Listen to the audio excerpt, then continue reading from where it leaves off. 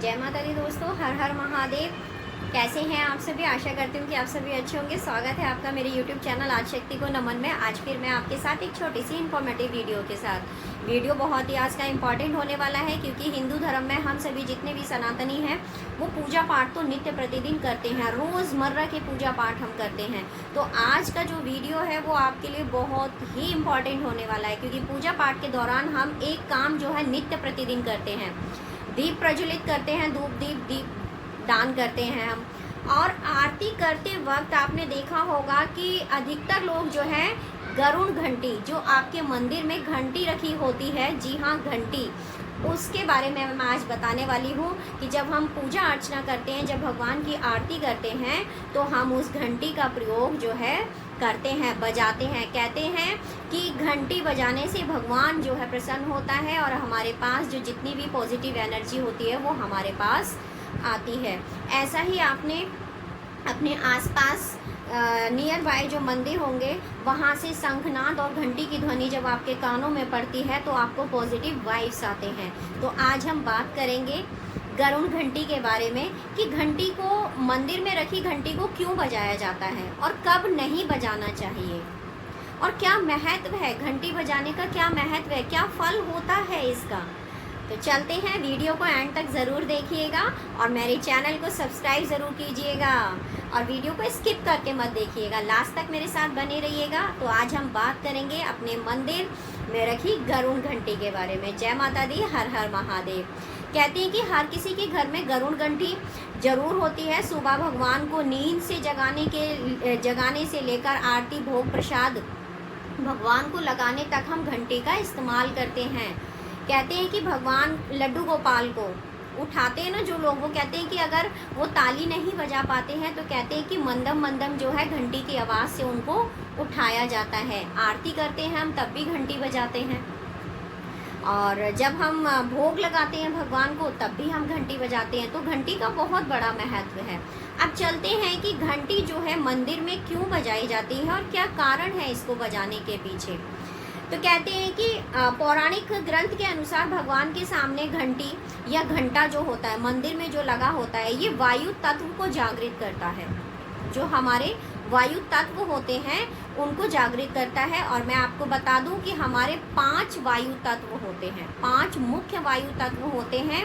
वो होते हैं व्यान वायु तत्व, उदान वायु तत्व, समान वायु तत्व, अपान वायु तत्व और प्राण वायु। तो इनको क्या करता है, वो जागृत करता है। जब हम घंटी की आवाज़ सुनते हैं तो ये हमारे अंदर इन चीज़ों को जो है जागृत करता है। कहते हैं कि भगवान को नैवेद्य चढ़ाते समय घंटी जो है 5 बार बजाई जाती है। कहते हैं नैवेद्य मतलब भगवान को जब हम भोग लगाते हैं तो घंटी को 5 बार बजाया जाता है। और कहते हैं कि 5 तत्वों का स्मरण किया जाता है, और इन 5 तत्वों का जो है हम स्मरण करते हैं। जिस टाइम हम आरती कर रहे होते हैं, भोग लगा रहे होते हैं, उस टाइम हम इन 5 का जो है स्मरण कर रहे होते हैं, उन्हें मन में याद कर रहे होते हैं, उनके नाम का उच्चारण हम कर रहे होते हैं। 5 बार घंटी बजाने से भगवान और वायु तत्व जो है जागृत होते हैं, जिससे हमारे द्वारा चढ़ाए गए प्रसाद की जो सुगंध होती है ना, साथ ही सही संख्या में घंटी की ध्वनि बजाने से आप पर परम तत्व के नज़दीक जो है क्या हो जाते हैं, वो खुश हो जाते हैं। जितने भी तत्व होते हैं वो खुश हो जाते हैं और आपको मानसिक शांति का जो है आभास होता है। मानसिक शांति का आपको आभास होता है। देखा होगा कि जब कहीं से शंखनाद की आवाज़ आती है या फिर मंदिर में घंटा ध्वनि जब हम सुनते हैं तो हम एकाग्रचित हो जाते हैं भगवान के प्रति, और हमारे मन के अंदर, हमारी अंतरात्मा में, हमारे शरीर में जो है ऐसा लगता है कि भगवान के साक्षात हमें दर्शन हो रहे हैं और हम उनके अंदर रम चुके हैं पूरी तरीके से। ये चमत्कार है घंटी बजाने का। अब देखिए कि इस घंटी बजाने से शरीर को क्या लाभ होता है। कहते हैं कि घंटी बजाने का न केवल धार्मिक महत्व है बल्कि ये शारीरिक दृष्टि से भी लाभकारी है। घंटी बजाने से जो ध्वनि उत्पन्न होती है, टन टन की जो आवाज़ आती है, जो उससे ध्वनि उत्पन्न होती है, उससे शरीर के जो 7 चक्र होते हैं ना, वो सक्रिय हो जाते हैं। 7 चक्र जो होते हैं वो सक्रिय हो जाते हैं और कहते हैं साथ ही घंटी जो है ध्वनि से मस्तिष्क को भी शांति का अनुभव होता है और हमारे अंदर इस ध्वनि से शरीर के अंदर जो है सभी नकारात्मक जो विचार होते हैं वो दूर चले जाते हैं और जितनी भी पॉजिटिव वाइब्स होती हैं वो हमारे अंदर जो है आने लगती है। कहते हैं कि पवित्र चीज़ जो है हमारे अंदर जो है आने लगती है, पवित्रता हमें महसूस होने लगती है। अगर आप निरंतर पूजा करते हैं और घंटी बजाते हैं तो आपके मस्तिष्क में विचार जो है सकारात्मक रूप से जो है प्रभावित होते हैं, ऐसा कहा जाता है। जो लोग ध्यान करते हैं उनके लिए घंटी की ध्वनि जो है बहुत ही शुभ फलदायी सिद्ध होती है, ये माना जाता है। ध्यान, जैसे कि आप किसी की पूजा अर्चना में बहुत ही विलीन है और घंटी की ध्वनि आपकी बज रही है, तो क्या होता है कि इंसान जो है एकाग्रचित होकर के और किसी का ध्यान करता है तो उसका फोकस उसी की तरफ होता है और उसकी कृपा दृष्टि जो है बनती है। फोकस उसका, मैं इसलिए कह रही हूँ, मेरा ये इशारा आपके ईस्ट की ओर है।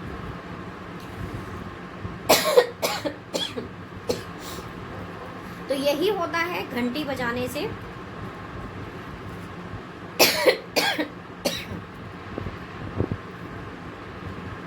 लाभ।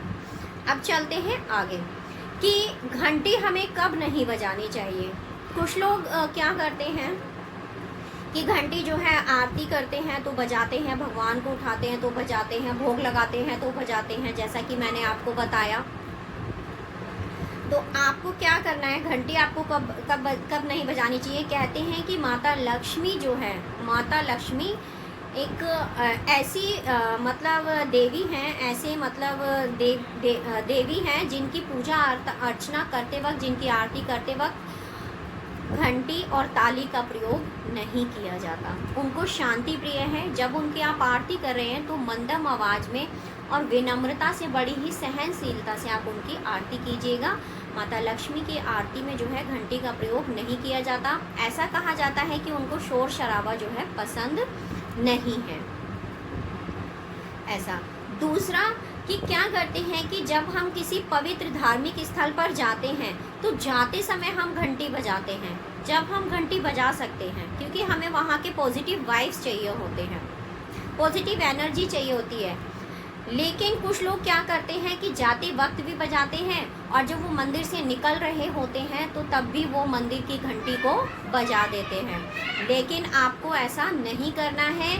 वो जब आप ऐसा करते हैं तो मंदिर के जितने भी पॉजिटिव वाइब्स होते हैं, अगर आपने निकलते वक्त, भगवान के मंदिर से निकलते वक्त अगर आपने घंटी बजाई तो जो भी पॉजिटिव वाइब्स है वो आप जो है मंदिर के अंदर ही छोड़कर आ जाते हैं, ऐसा कहा जाता है। तो मंदिर में जब आप प्रवेश करते हैं तो आप घंटी को ज़रूर बजाइएगा। जब मंदिर से आप भगवान के दर्शन करके जब आप निकल रहे होते हैं तो मंदिर की घंटी को आप स्पर्श भी मत करिएगा, क्योंकि स्पर्श करेंगे तो वो तब भी आवाज़ उसमें आ ही जाएगी। तो मंदिर में जो घंटी है वो हमें नहीं बजानी चाहिए आते वक्त। और किस माता के दौरान मैंने बता दिया, तो यही है। और मंदिर की घंटी अगर आप मंदिर में रखी हुई है तो उसके भी तिलक पूजा अर्चना करने का नियम बनता है, क्योंकि गरुड़ घंटी है, वो गरुड़ के नाम से आप परिचित ही होंगे। तो अगर जानकारी आपको मेरी अच्छी लगी हो तो वीडियो को शेयर, लाइक कीजिएगा और चैनल को सब्सक्राइब कीजिएगा। जय माता दी, हर हर महादेव। ऐसी ही इन्फॉर्मेटिव जानकारी के साथ मैं आपसे मिलती रहूँगी। जय माता दी, हर हर महादेव।